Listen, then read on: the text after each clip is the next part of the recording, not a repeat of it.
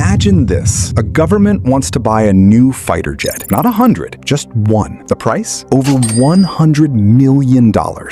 Now imagine buying 50 of them, or 100. Suddenly, you're spending more money than it would cost to build an entire city. A city with hospitals, schools, roads, parks, homes for thousands of families. So here's the question. How can one airplane possibly cost more than an entire neighborhood? After all, commercial airliners are much bigger. Cruise ships are larger. Skyscrapers take years to build. Yet somehow, a single fighter jet can cost more than all of them. And the craziest part? Buying the jet is only the beginning. Every hour it flies can cost tens of thousands of dollars. One mission, one pilot, one aircraft, hundreds of thousands of dollars gone. Which raises an even bigger question. Where is all this money actually going? Because governments aren't just buying airplanes. They're buying technology, political influence, national security, and sometimes the ability to stop a war before it even begins. This is the hidden business behind the world's most expensive machines. And once you understand it,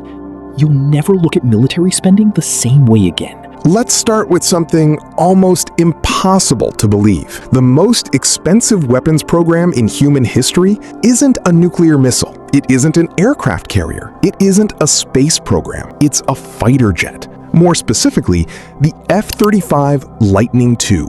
Built by Lockheed Martin alongside hundreds of suppliers across the United States and allied nations, the F-35 was designed to become the backbone of modern Western air power. On paper, it sounds simple. Build one aircraft, sell it to allied countries, replace aging fighter fleets. But reality was anything but simple. According to official US government estimates, developing and procuring approximately 2,470 F-35 aircraft for the US military carries an acquisition cost of around $485 billion. That's almost $500 billion before considering decades of maintenance and operations. And when long-term support, spare parts, upgrades, and maintenance are included, the projected lifetime cost climbs beyond $1.5 trillion. Let that number sink in. $1.5 trillion. To put that into perspective, that is more than the annual economic output of many entire countries. It is enough to build thousands of modern hospitals, tens of thousands of schools, or entire transportation networks connecting millions of people. So why would any country agree to spend that kind of money? Because they aren't paying for metal. They're paying for something you can't easily see. Imagine two identical-looking smartphones. From the outside, they seem almost the same, but one has the world's fastest processor, the best camera, military-grade security, satellite communication, and artificial intelligence working every second in the background. The expensive part isn't the phone.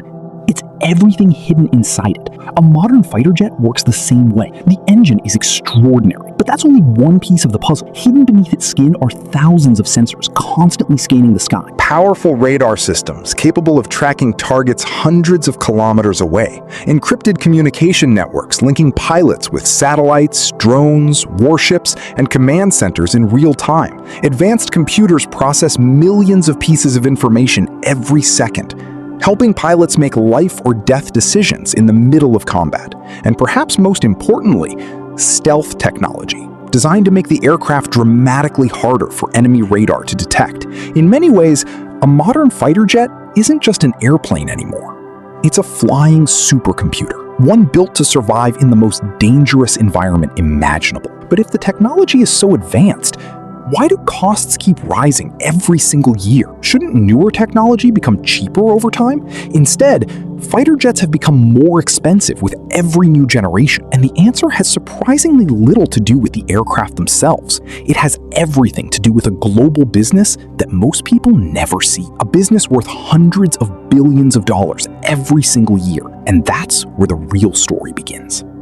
When most people imagine a fighter jet factory, they picture one giant building, one company, one assembly line. But that's not how modern fighter jets are built, not even close. In reality, a single fighter jet is the final piece of a massive global puzzle. Thousands of companies work together to build just one aircraft. One company designs the radar, another builds the engine, someone else manufactures the cockpit displays, another produces the landing gear. Others specialize in sensors, microchips, carbon fiber, missile systems, electronic warfare, or even the pilot's helmet. By the time one fighter jet rolls out of the factory, parts from hundreds, sometimes thousands of suppliers have already crossed multiple countries. It's less like building a car and more like building a flying city. Every single bolt, every wire, every circuit must perform perfectly because unlike a broken car, a failed fighter jet can cost lives. That's why military standards are incredibly strict. Every component is tested again, and then tested once more. That level of precision is expensive, but surprisingly, it's still not the biggest reason these aircraft cost so much, because before a single jet is even built, someone has already spent billions. Imagine trying to invent a smartphone that has never existed before. You'd spend years designing it, building prototypes, fixing mistakes, writing millions of lines of software. Now imagine doing the same thing, except your smartphone has to survive lightning strikes, fly at nearly twice the speed of sound, avoid enemy missiles, and still work perfectly after years of extreme conditions. That's modern fighter jet development. The F-35 alone required decades of research, engineering, software development, testing, and redesign before it reached full-scale production. Those research costs don't disappear. They're built into every aircraft that's eventually sold. And then there's something even more surprising. Governments don't simply buy airplanes. They buy an entire ecosystem. A country purchasing fighter jets isn't just receiving aircraft. It's buying pilot training, maintenance crews, flight simulators, replacement engines, software updates, weapons integration, technical support, spare parts, future upgrades for decades. It's almost like buying a smartphone that can only be repaired by the company that made it.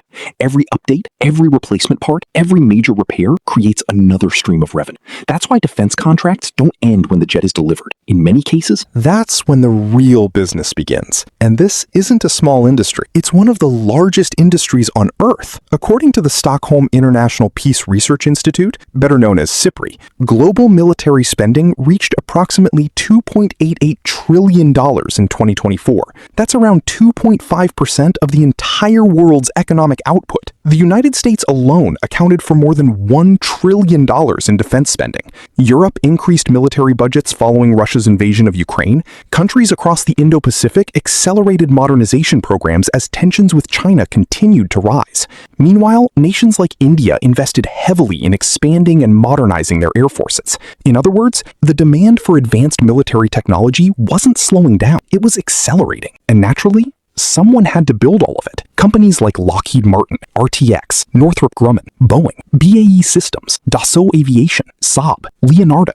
These aren't just aerospace companies. They're some of the world's largest defense manufacturers. Collectively, the leading defense firms generated roughly $679 billion in arms-related revenue, driven by rising global demand and military modernization. But here's the twist. Even these companies face enormous challenges. Supply chain shortages, rare earth minerals, advanced microchips, skilled engineers, budget overruns, government oversight. The U.S. Government Accountability Office has repeatedly warned that major defense programs, including the F-35, have experienced delays, rising sustainment costs, and production challenges, because building the world's most advanced aircraft is far more complicated than building almost anything else humans have ever created.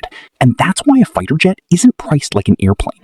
It's priced like decades of research, millions of engineering hours, and one of the most sophisticated industrial networks ever assembled. But if governments are spending trillions and companies are earning billions, there's still one question left unanswered. Why are countries willing to spend so much, even during economic crises? Because in today's world, the true value of a fighter jet isn't measured by how many bombs it can carry.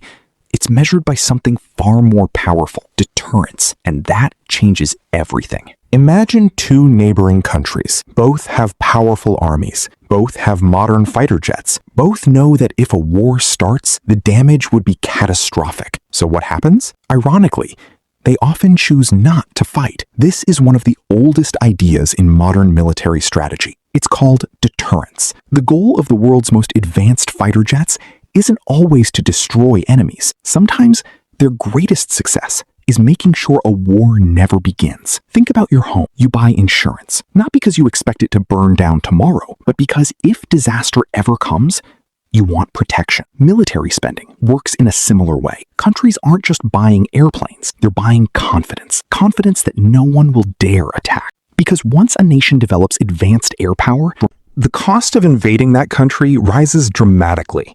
And that changes the calculations of every potential enemy. This is why nations continue investing billions, even during economic slowdowns, even during inflation, even while hospitals need funding, roads need repairing, and schools need investment, because governments believe one successful invasion could cost far more than decades of military spending. But deterrence creates another problem. Every time one country develops a better fighter jet, its rivals feel pressure to respond. One country upgrades, another follows, then another. Before long, an entire region is spending billions simply to avoid falling behind. This is known as the arms race. And history has shown, arms races rarely stay small. Today, the United States continues expanding the F-35 program while investing in the next generation of air dominance. China is rapidly developing advanced stealth aircraft and expanding its military aviation capabilities. European nations are working together on sixth-generation fighter programs. Japan, the United Kingdom, Italy, and others are investing billions into aircraft designed for the wars of the future. These aren't just airplanes anymore. They're flying networks, powered by artificial intelligence, connected to satellites, working alongside drones, sharing battlefield information in real time. The pilot is no longer the only one making decisions. The aircraft itself is becoming smarter with every generation. And that changes the economics completely. Because future wars may not be won by the country with the most soldiers. They may be won by the country with the best technology, the fastest software, the strongest industrial base, and the ability to innovate faster than everyone else. That's why modern fighter jets have become symbols of something much bigger than military strength. They're symbols of technological leadership, industrial power, economic capability, and geopolitical influence. When countries purchase fighter jets, they're also strengthening relationships with allies, creating thousands of high-skilled engineering jobs, driving research in aerospace, electronics, material science, and artificial intelligence. Many technologies that eventually reach civilian life, from advanced composite materials to navigation systems, first receive significant investment through defense research. The fighter jet becomes more than a weapon. It becomes an engine of innovation. But despite all these benefits, one uncomfortable truth remains. Every dollar spent on defense is a dollar that cannot be spent somewhere else. Economists call this opportunity cost. Governments constantly face impossible choices. Should they build another hospital or another squadron? Invest in schools? Or missile defense? Expand public transport? Or strengthen national security? There is no universal answer. Every country makes that decision based on its geography, its neighbors, its economy, and the threats it believes it faces. And that is exactly why fighter jets continue to dominate government budgets around the world. Not because they're cheap, not because they're perfect, but because leaders believe the cost of not having them could be even greater. So why does one fighter jet cost more than an entire city? Because you're not paying for aluminum. You're paying for decades of research, millions of engineering hours, artificial intelligence, stealth technology, global supply chains, elite pilot training, constant software upgrades, and perhaps most important, the hope that these aircraft will never have to prove their worth in combat. In a strange way, the most successful fighter is the one that prevents a war without ever firing a single missile. That's the paradox. These machines are built for war, but purchased in the hope of preserving peace. Whether that strategy succeeds is something history will continue to judge. But one thing is certain. The next time you hear that a government has ordered dozens of new fighter jets, remember, they're not simply buying airplanes. They're buying influence, technology, deterrence, and a place in an increasingly dangerous world. Because in modern geopolitics, Air superiority isn't just military power. It's economic power, political power, and sometimes the difference between peace and catastrophe. If you enjoyed this documentary, subscribe to Orvanta Capital for more stories about money, business, geopolitics, technology, and the hidden forces shaping our world. And tell us in the comments, if your country had an extra $10 billion to spend, would you invest it in fighter jets or in hospitals and schools? Thanks for watching, and we'll see you in the next documentary.